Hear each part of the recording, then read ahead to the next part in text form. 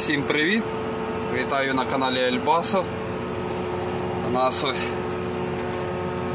поки вчора дощ був, та і сьогодні щось заходить, воно хмарно. Вітер скажений дує. І поки дощ, та ремонтуємося. Стали на ремонт. Отаке, воно там все мелке, таке там розходники, це подшипники. Колеса лежать. Там поміняв, зараз ще на дисках подивлюся підшипники. Та і в принципі можна їхати і додому. Ну так. Бо в ніч сію та не можу виложити.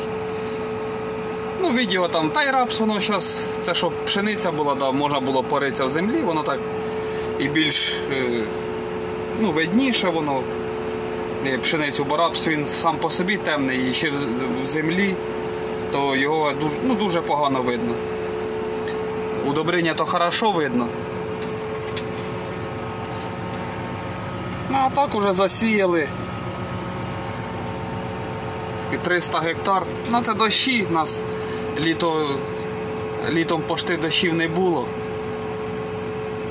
Там, по-моєму, в червні дощі у нас були. І все, і більше дощів у нас не було. І оце на осінь, як завжди, задощилося. Ну воно і хорошо, бо земля геть суха була. Суху землю теж не посіємо, бо воно, що воно там полежить, там якийсь тиждень і пропаде все зерно, що посіяли. А так дощик, воно трохи, десь дощик погано, десь хорошо. Ось наша сівалочка. Зараз сіємо рапс.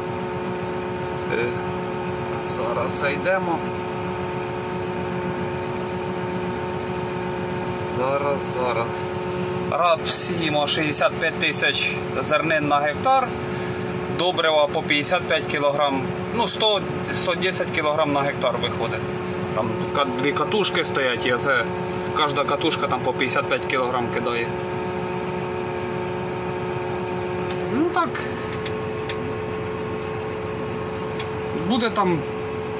Буду старатися, звісно, там вилажувати побільше, вже як посівна почалась, то побільше відео буду вже викладувати, бо воно там, таке ми там на ремонті стояли, що ремонт? Ремонт це таке воно не дуже цікаве, а посівна, да, там це більш цікавіше.